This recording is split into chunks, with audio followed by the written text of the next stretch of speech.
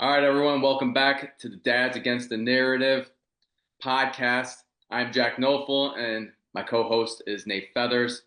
We are here to give you critical thinking and discernment and break through the barriers that often hold us back from allowing us to think clearly. Today, we're going to be talking about feminism and the whole movement and how it's helped destroy a lot of the United States and a lot of our families. So we're going to jump right into it, guys. Um, I have the first point that I want to make before Nate even jumps on is feminism shattered the family unit, and it was by design. Feminism pushed women to the workforce. It was stagnating wages. It broke up the family and enabled the population control, and it pushed that through the elite's agenda. So that's my very first point. And Nate, what do you think about that? Do you believe that feminism has been the shattered by design the family unit? It's kind of funny. There's part of me that's like, okay, I know like women's suffrage, the women's suffrage movement. I feel like that one made sense to me, right? Okay, they're part of this. Now, I will say this, and I'm probably going to sound like an asshole, but I feel like if you are contributing to society, you don't need to be 18 to vote. I feel like if a 15-year-old, I've definitely pulled this from Andy Frisella on Real AF, and if you guys don't listen to that podcast, you totally should. But I agree with his thought process where if you're contributing to society and you're dealing with like paying taxes because you work, then you should definitely have a right to vote in that. At that time, very few women were. But when I look at it now, like from our standpoint, I'm like, well, it just makes sense that women should be able to have a say in the country's movement where that country goes. So I think it started there I think what was that, like the late 1800s or into or maybe early 1900s and on its way up.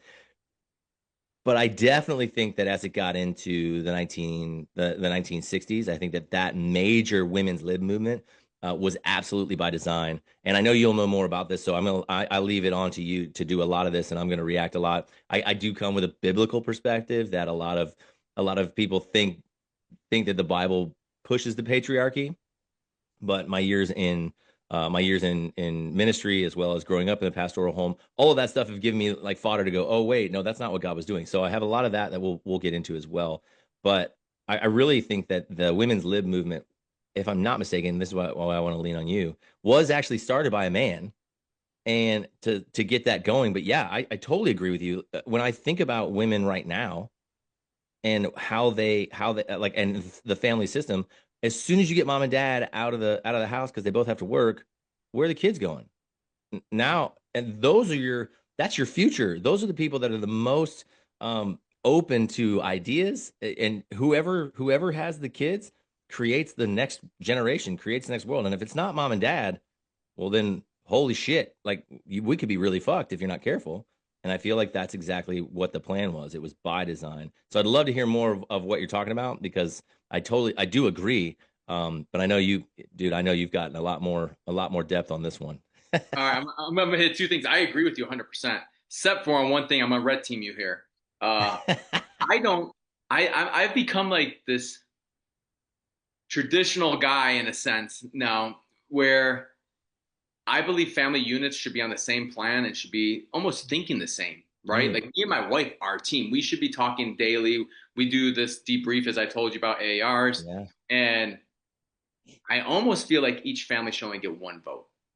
And not everyone who pays taxes anymore gets one vote because the woman in the old days should be agreeing with the father, right? Or the husband. yeah, And what's happened is now you're seeing families divide. And so what yeah, happens when everyone's able to vote and everyone can have their own say, right? Now you have families that are like totally opposite and they're not sticking together.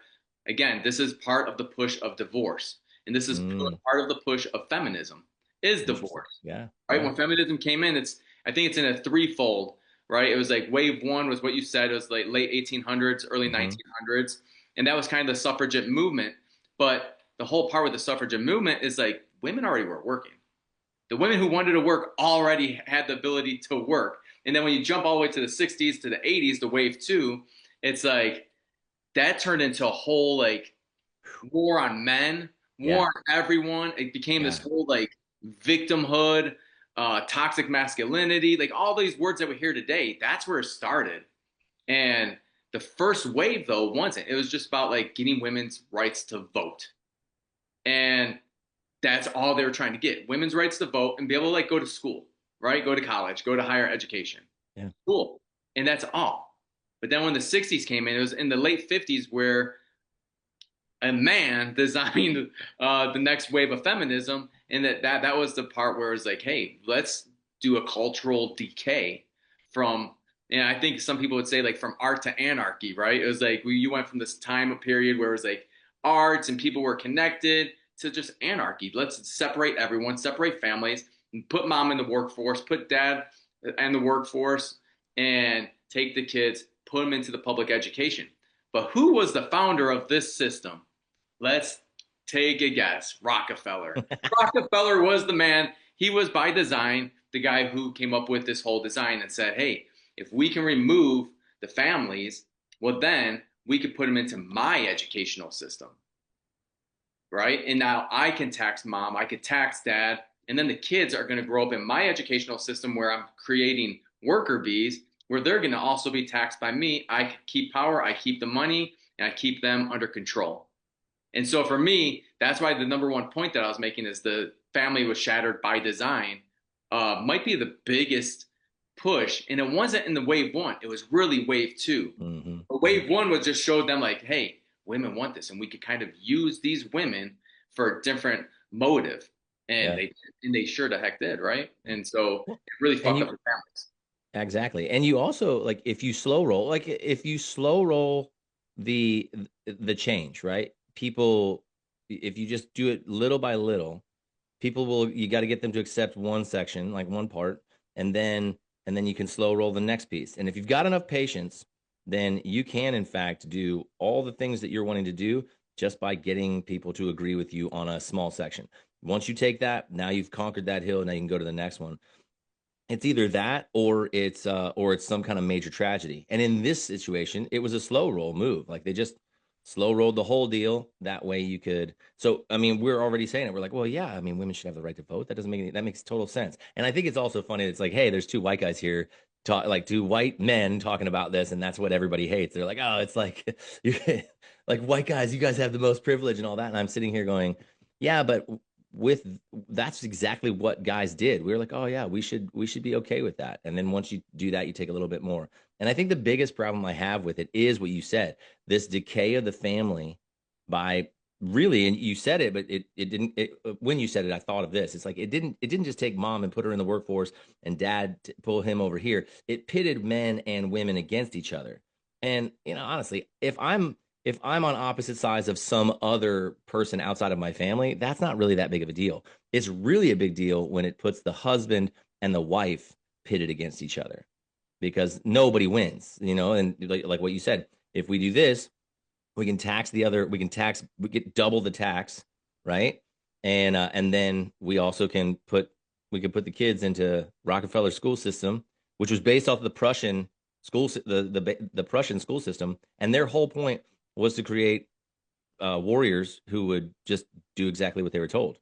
So you literally see that, and his whole point was, well, I need workers to do what I want them to, and so I'll just set them up. We just set the kids up to the bell rings, you got to be in your seat. The bell, you got to raise your hand and ask to go to the bathroom. You got to raise your hand, like the bell rings, you finally get to go eat. It's the same thing when you go into the workforce. It's like you'll sit here, you got to be here at this time. You'll stay here, you can go to lunch at this time. I'll tell you when you can go on vacation. We just take the whole like mind out of everything, and we just created little worker drones to do exactly what he wanted, so that he could continue to get rich and keep power control. And I think it's crazy that a guy started feminism, and I wonder how many people actually know that. I think many do not know that. I think that they think it's forgot the first woman. I was taking notes. Let me see if I put that in here. So the first like suffragette movement in the 1800s, early 1900s, Mm. um, that was for like women's rights. It wasn't really a feminist movement, but they still call it the first wave. They kind of saw that and they're like, oh, we can get women to go further in. And what I want to say is also, even though we're two white males, the only great civilizations that you see out there are created by white people. I'm sorry, but that's the facts. Everyone else is fucked up. And we, to be honest, have created the entire Western societies. And now, look, they're putting in all these other open borders. And what's happening? It's fucking up the whole system that was Hmm. created. Yeah. So it's not like black people were the only fucking slaves. There's more slaves today in Africa than there was ever in the history of mankind. Yeah. And so people don't want to talk about that. And they don't want to talk about Asians being slaves. They don't want to talk about Prussians being slaves. They don't want to talk about anyone being slaves except for black people. And the United States is the only place that just stays on this slavery bullshit. Hmm. It's so simple minded and small minded that it's just like, dude, you're simpleton. Stop it. Stop even thinking like that. Like literally, you weren't a slave. Shut the fuck up. You were not a slave. And it's like, come on, get it together, dude. It is not in there. Let me see. Where's this woman's name? What is this?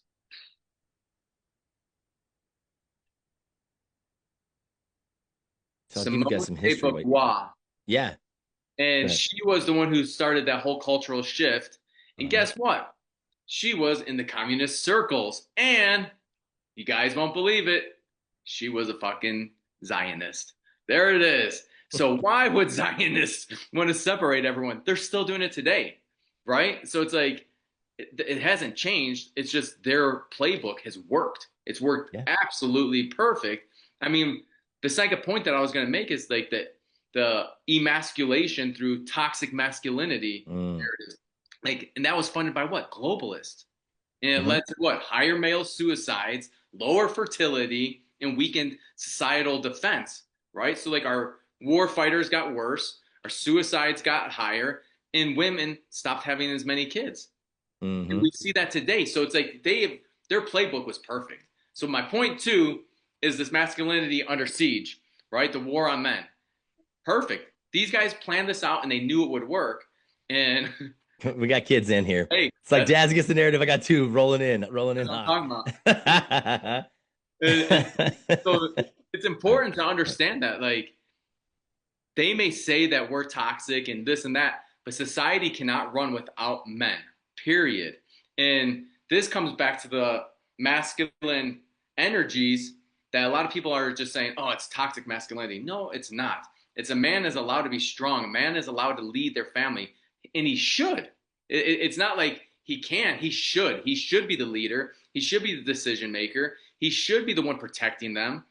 A man's role is very difficult, and it's not made for a woman to do that. So Mm. when they started dividing it and saying, let's attack masculinity and then say, we want the same rights as men. Well, what the hell does that mean? That makes no sense because you were put here by God for a whole different purpose, a very, very important purpose, too, just as important as the man's. Ours Yeah. is just a real physical purpose and short minded, and a woman's is very long term Yeah. and for like this feminine energy, this caring, Hmm. this coddling that kids need in the first year, especially. Yeah. They are the creators, right? Yeah. We are the Yeah. protectors. And so, like, Exactly. who in their mind would see this and be like, wow, this is exactly what should happen. Women should go in the workforce, work exact same hours as men, work physical, do the same thing when your body's not designed to do that. And instead, let's say a man attacks that like I am right now, he's toxic masculinity. He is the Absolutely. problem in society, and we need to get rid of this guy. Yeah. But then you look at my family and you're like, well, this guy's family squared the fuck away because I protect my family, I lead my family. My wife's feminine and she's in her feminine, right? And she cares for my kids and she loves my kids and she Yeah. loves me and she brings a softness to my hardness. And Yes. then we can Yeah. balance our energies, our feminine and masculine, 50-50, so the kids can say, you know what? My boys will say, it's okay to cry. Yeah. It is. And then my Yeah. sons will also say, you know what? It's okay to shoot guns, no jujitsu, fight, Yeah. protect people that are weak and can't handle it themselves, Yeah. right? Because Absolutely. that's what warrior does. And so that second point, man, the attack on masculinity was a big one because you just see like it was in wave two, that's where it really kicked off. And then wave three, nowadays, they call wave three. And it's like, dude, we are in peak masculine attack. Well, I guess like it's coming to an end now, and we're kind of the pendulum swinging the other way. But man, is Yeah. it important for men to wake up and realize we need women to do women things and men need to do men things, and we need to work together because we are a team. We're not separate, we're a team. And when you separate them, there's no team. There's no That's so good. It's so good. And and you said it already, like we were designed differently by God. And I think I think that's so huge. So one, obviously, like some of the belief has to come in on like your whole worldview and how you understand theology. Like my dad used to say, theology drives your belief, and your belief will drive your actions, and your actions will drive your life. And so when it comes down to it, understanding like where I come from is that God created man, and I always go back to going, God didn't create man in the garden. When you read the Bible, it says that he created man outside the garden and then made like planted the garden and then placed the man in it, which put man in the wild. And I was telling my wife the other day, I said, when God was when God was when he built us and he did that, he's like, hey, I'm going to give you a job. Your job is to take care of this garden and name the animals, right? And I know believe it in one part, like I guess I saw it in my head this way, and it was more so that man had to go all over and find the animals. It's not that God just brought them to him, was like, oh, here, name this one. It was like they all stood in this nice like single file line, where the lion sat next to the antelope and was like, you look delicious, but I'm going to leave you alone until I get a name. It's not, I don't really think it was that way. It was more like Adam goes into the wilderness, he finds these animals, he names them and all that. And in all of that, God's like, it's not good for him to be alone. He is alone. And he doesn't have what they call a helper. That word is Azar, which is the same word they use for God multiple times as a helper. So when it was talking about making a helper and then puts the man to sleep, takes the woman out of him and makes her, she was made in the garden. She was made in what was already created. She was made in what was already safe.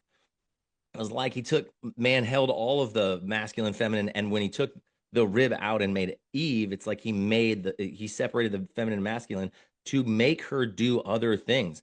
But a lot of times people see that as like, oh, he's the helper. And I think men did this to ourselves. I really do think that we were like, oh, well, she's just the helper, like just the help. That's not how that is. It was literally like he can't do it alone. He needs someone who is strong and powerful to do it with him. And it's not a I'm here and she's here. It was a we're here. And that like I think that's the part that we miss, is that was by design as well. It's it drives me nuts when people talk about like use the Bible to in my opinion to oppress women, or have used the Bible to oppress women so much. Because even though I believe this exact thing, that feminism is destroying the family and is literally poised, not only poised to do it, but striving to do it and taking away from masculinity. Like I also look back at it and go, yeah, but the church and the Bible have been not interpreted well enough to go, oh, well, the church is misinterpreted enough to say, well, women aren't allowed to do these things and they can't do that. And I'm like, why? Because they're physically weaker. And that was the arrogance of even men back in the day, where they put women below them, but that was not the intention, man. It's not the way it was made. She was made to make sure that everything that was supposed to happen in God's plan happened. And that's a totally different take on it. Both being equal, both being strong and powerful and helping each other. That's the whole point. And it gets missed.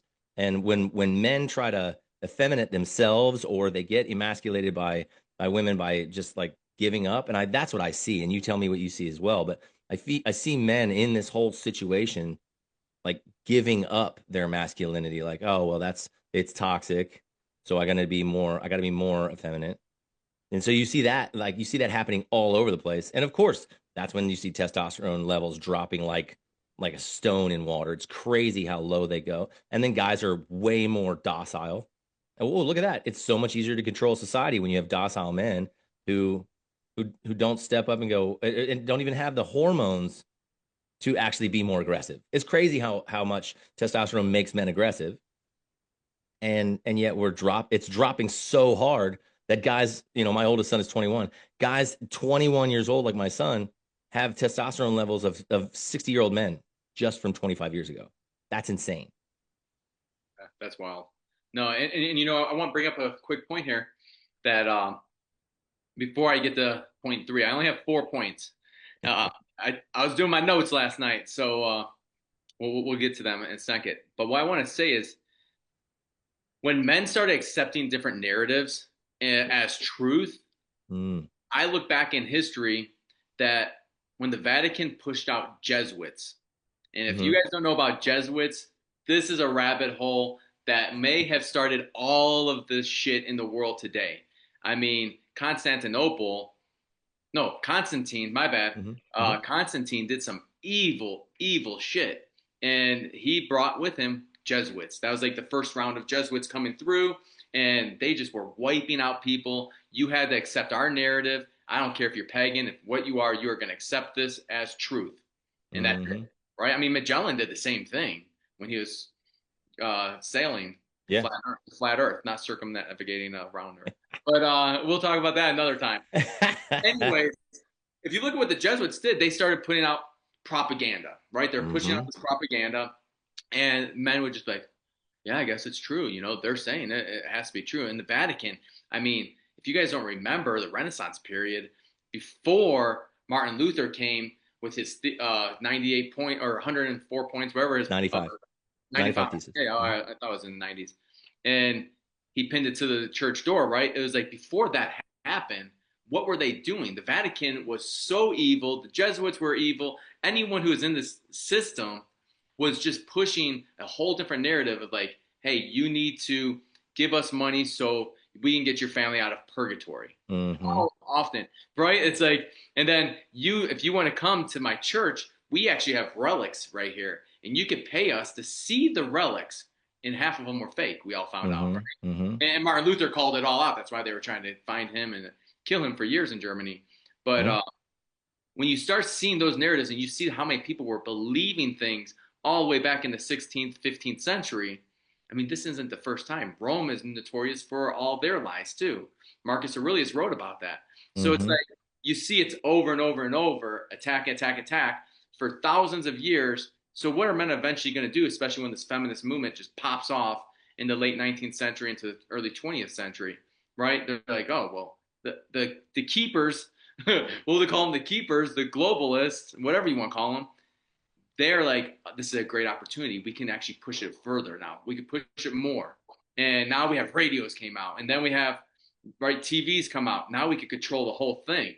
So bringing that back to point three, the cultural decay is what I wrote. Mm. Right from art to anarchy. I mentioned it earlier, but Yeah. that was the infiltration of media, arts, sports with Marxist-inspired victimhood. Right, that's today still eroding meritocracy, again, I can't speak this time, and causing economic and cultural decline. So if they can attack us on every front, the media, art, sports, I mean, how many of us look at American football and you see BLM in the sidelines still. And you're like, what the fuck, dude? We already know that's a hoax. We already know BLM was a total shit show. All that money didn't go to the black population. It went to people's pockets. And then we find out, who do they belong to? Oh, they're in the same communist circles. And it's like, you just see it over and over, right? And media is controlled. It's been controlled since it came out. And then the art all changes, right? Now, instead of having like really nice art, we're going to get sexualization into our art. Let's show people that we can sexualize it and it's art. Or we can have man on man, woman on woman. And this is new art, right? In art, don't forget, pornography was considered art. Mm. And what happened with the Weimar Republic is they went too far with pornography, with trans, with all that shit. Hitler didn't burn regular books. He burned sexualization books, trans books, LGBT books, books that were breaking up the family. And I Hmm. think we were on the wrong side of that war, but I mean, that's a whole different story another day. But yeah, point three for me, Nate, is the cultural decay on purpose. And so if you guys are sticking with me, the first was the family unit, shattering it by design. Second point, let's get into masculinity, put it under siege, the war of men. Point three right now for me is cultural decay. And I really believe that is still happening, as we saw when Biden administration was in, and they're having trans activists on the White House lawn showing their fake boobs and just degrading something that's a national monument forever. Mm. And it's like, how disrespectful can that be? Well, what does that do to society? That takes away culture. It's like, oh, here's our new culture. Target puts in little trans underwear for boys to tuck their penis. What the fuck? What's that? Mm. People keep seeing it over and over and over. They keep talking about abortion, abortion. So they normalize this shit so much by speaking it in the media and speaking it, getting people to actually believe it, all through victimhood. And then what happens? These people then who believe the entire fucking narrative become virtuous because they're better than you, Nate. They're better than me Mm. because they follow every rule that their government laid out for them, not Yeah. knowing that this entire layout was by design to control them. And they don't even question it. They just go with the flow and say, yeah, this is normal. This is totally normal. And when it's totally fucking not normal, that's not how God made us. And that was a big thing. And with the masculinity under siege, I forgot one part. When you attack masculinity and the patriarchy, well, what happens? You're cutting off the head of the father, the Mm-hmm. husband, but more importantly, you're cutting off the head of God. God Mm. is a patriarchy. This earth is patriarchy driven. It has to be because we are the strength, we are the protectors. Women are not. So if there's a woman president, it probably doesn't seem like it belongs. It's not as normal as a man. And I'm not saying women can't do that by any means. I know very smart women and they can definitely crush it, but they're not meant to. That's the purpose. Mm. And that's the attack on the masculinity. I forgot that part. That's a very important part. Cut off the head of the dad, cut off the head of the husband, cut off God's head. When you get rid of God, you get rid of fathers. Well, it's easy to then go into this cultural decay part too, right? Because then you could just storm storm the front over and over with media, and then just Yeah. keep telling people stuff like in the 80s when the bystander came out, innocent bystander. Shh, don't Yeah. you don't realize that was a CIA initiative. And the Yeah. CIA ended up taking over the feminist movement anyways. They had a lot of co-ops in there that were popping in and out into the feminist movement, trying to push it in a totally different direction that is today. So Yeah. Dude, I yeah, think it's huge because if you can attack, and I know this is a communist move, but if you can attack the family, right? If you can break up the family, then you can start that cult, like you're saying, you can start that cultural decay. And when you look at the masculine and the feminine, and you see that femininity is the softer side, it's the nurturer, it's the caregiver.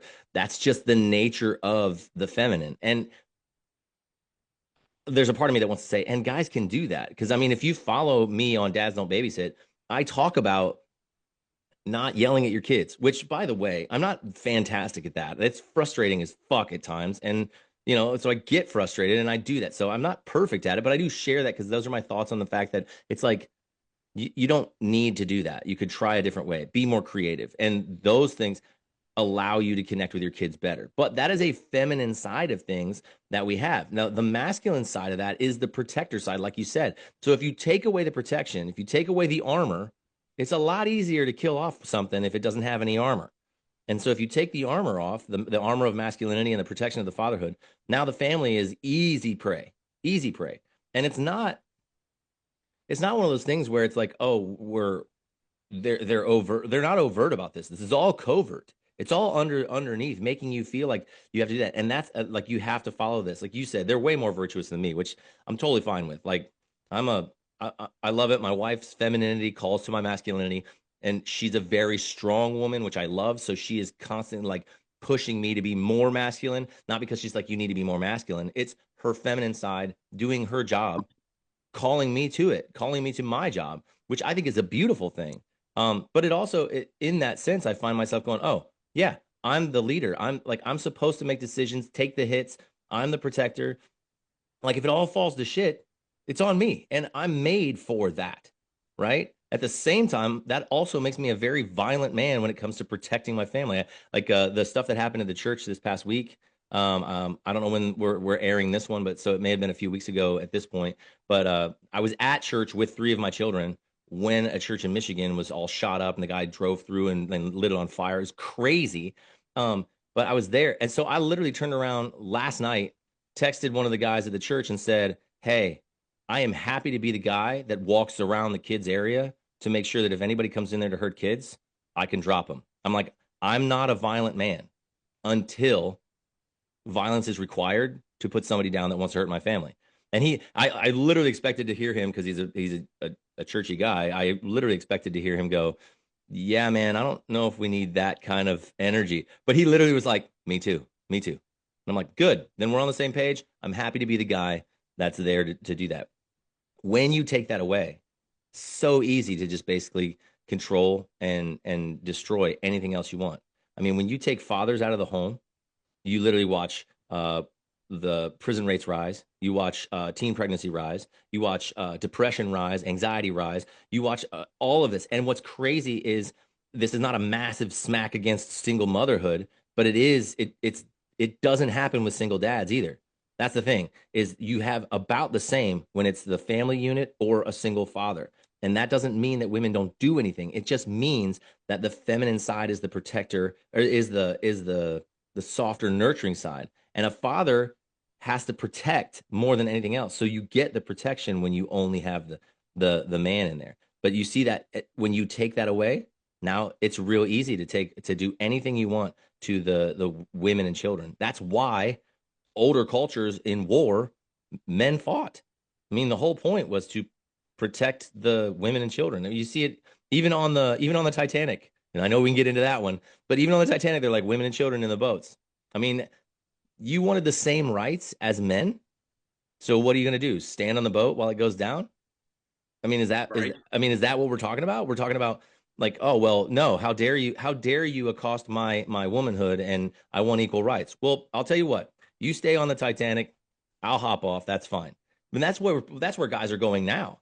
Guys are like, oh, well, if you want to pop off in a bar, I guess you should get punched in the face like a dude. And that is where you see problems with masculinity, in my opinion, because you've now taken all this stuff away and the pendulum swinging back. So now guys are like, well, fuck off. If you want to act like a man, I guess we'll treat you like one. But nobody wants to like nobody on that side of things wants to be treated like a man, in my opinion. Well, I mean, that feminine movement did that. I Yeah. mean, it literally did that. But then they want to have the cake and eat it too, right? Because they will also want the same old rights in courthouses where they should always get the kids. They are the Hmm. ones who get the kids, and the dads shouldn't. But they don't want the dads to get the kids. So it's like, what do you want? You're so confused, and you're not reflecting or taking in any critical thoughts. You're just listening to the man and saying, yes, that's the right way, and I believe that. And Yeah. then When you if say they the double man, you mean down, the government yeah, or the leadership. Yeah. yeah, they double down, they triple down, and it's like, dude, what are you thinking? This Yeah. makes no sense. And when you look at it from an outside perspective, which I want everyone at home to like, on every single thing, take the outside perspective. Take a chance, step back, and then think about it in a different point of view, Mm. right? In my house, we call that red teaming. So my wife will be the blue team, I'm red team, and I'm gonna try to find holes in her argument. And Yeah. when you do that, you find you're like, shit, I really don't know, right? And this is and finding holes in arguments is what led me down to like the flat Earth thing because I'm like, shit. When NASA came out, the globe came out, and then like you start finding out, you're like, dude, for thousands of years it was always flat, and there's this, and there's more land outside, and then you're like, dude, I was just lied to. But that's like we've talked about before. That's a hard pill to swallow that you've been lied that hard to for so long. But when you realize the lies have been coming for thousands of years, then you're like, oh, you know what? I need to find out the truth, and I need to believe my eyes because the eyes don't lie. But they've now got to a point that people become so virtuous that their eyes don't see the truth. They don't see Yeah. the North Star, right? Not moving, and Hmm. all the stars circle it. Yeah. And how the hell would that happen if we're spinning at 1,000 miles per hour, going at 6,000 miles per hour towards the sun, twirling, and all the stars are the exact same for forever? It's always Yeah. been the same stars that doesn't change. But God says above is below, and waters divide. So Hmm. a lot of people don't want to look at the truth when it's right in your eyes, and we Yeah. can do that with everything. But I'm gonna bring it back to feminism and my last point. My last point. All right. Point one: family unit shattered by design. Point two: masculinity under attack. More on men. Point three: cultural decay. Point four: the globalist endgame. And why I put this is because I really believe like the Bilderberg United Nations, World Economic Forum, the overall plot by the elites is to divide, depopulate the West for the New World Order to take over. And if you don't know about any of that, well, just look up a little book called The Agenda 2030 by Klaus Schwab.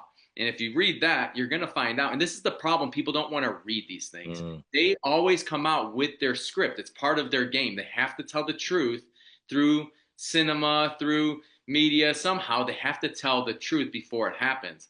And Klaus Schwab wrote this whole book, who was the head of World Economic Forum up until um, last A couple month when months Larry ago. Fink Yeah. took over.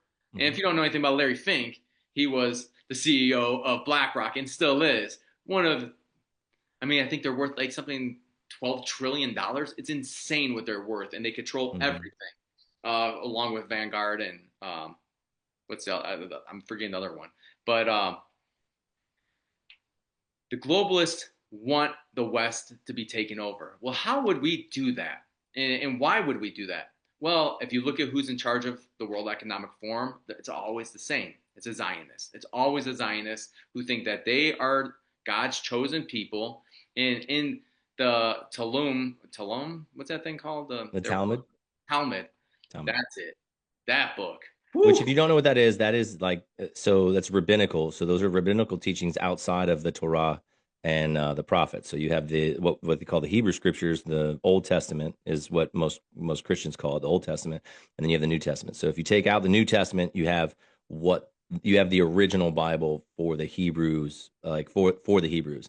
Then the rabbis would put together the Talmud, which is additional teachings, and so that is for a Jew, a religious Jew, that would be like second to the Bible. Yeah. Well, anyways, I read that thing and it's crazy. I didn't read all of it, but I've read a lot of it. And it's, every time I read it, I'm like, how in the hell can they write this stuff and believe this stuff? Because you're the chosen people. And it says in there that Christians can be taken over and they should be destroyed in some way. It doesn't say that verbatim, but it's in a sense that's what it's saying is like Christians should be taken over and they are going to be kind of used for that purpose so we can become usher in as us running the world. And how would we do that? Well, feminism's a big one. Divide the family, open the borders, let people in. And now we're watching what's happening all over the world. Don't act stupid, people. Like, look at France, look at Belgium, look at Netherlands, look at all of Europe, UK. UK, look at the Hmm. United States now. Look at the riots that are happening in Dearborn, Michigan, up in Minnesota and Minneapolis. Dude. All Islam.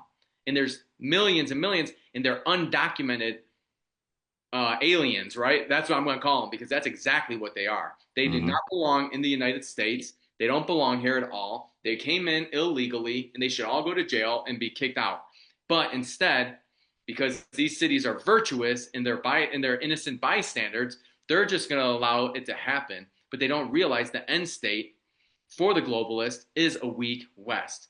But when you have a weak West, you have families divided. You have a population that's not going to be having a culture anymore. The culture is going Hmm. to divide, especially with the birth rates being at 1.9, and Muslims are at like 7. Like it's crazy. So in the next 10 years, we're going to watch the entire United States flip flop and most of Europe, most of the Western world, and they're going to be mostly Muslim. It's not going to be a Christian nation. And what does Israel do to Muslim nations? Oh, that's right, they bomb them. And that's probably the end state for me. That's what I see. I just see something fucking evil happening, and Mm. it just feels evil. It's like it's not that I know for sure that's happening. It's just my intuition, my gut's Yeah. just telling me like, hey, this doesn't seem right. Something's not fitting right. And the whole Charlie Kirk thing is like that's scratching the surface. I think Yeah. it's going to get much worse. 9/11, we know that was an inside job by Mossad. We know that. I mean, there's how many Jews? You had the dancing Jews. You had the lady on the news that came out right away, and she's like, "Yeah, she called out Building 2 was going to happen also before it happened." And Before then it that was happened. released off the internet. So it's like, how do the Jews know this? Well, it's because they believe they're the best people in the world and God's chosen people, and they deserve everything they want. And they've gotten the power all they wanted, and it's worked. Their plan has worked to the T, and people are just eating it up. And I think finally, with the pendulum swinging, we have enough of us waking up, going against the narrative. Hence, Dad's against the narrative, Right. uh, so we can wake people up and say, "Hey, man, we need to stop this before it actually does finish." We don't Yeah. want it to finish. We don't want Agenda 2030, folks, but we're watching what just happened in Vietnam with the digital IDs, what happened in the UK with digital IDs. They're trying. They are not slowing down.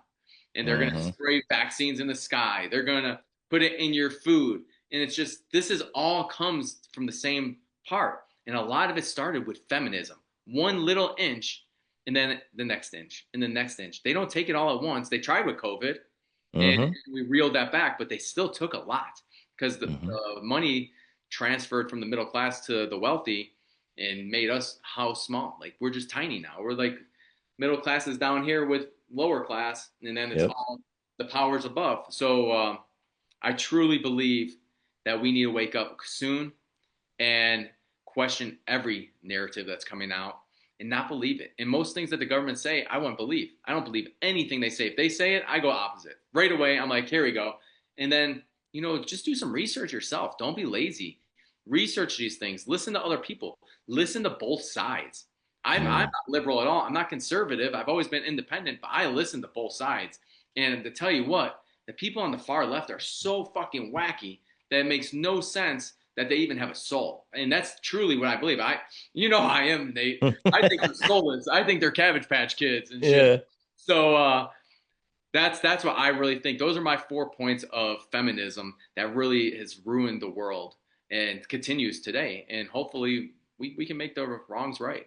Yeah. I think it comes back down to this whole idea. And I mean, it's not it's not a whole culture of people. It's not one culture. It's a few people doing really evil stuff underhandedly and underneath everything that have this influence. They have the money, they have the power, and they're pushing what they're trying to. And there's so much that I like when I hear this stuff, and there's so much cognitive dissonance simply because when you like a fish doesn't really like until you take it out of water, it doesn't know it's in water. You know what I mean? It's like you can't talk to a fish about water. That's just normal nature for it. It's the same thing with this kind of propaganda and the things that are being done when you grow up into it, that slow roll, all that does is build that into your subconscious. That's why when you hear things like what Jack is saying, dude, I'm over here listening to you and I'm like, oh my God, for real. Like, what is happening? He sounds crazy.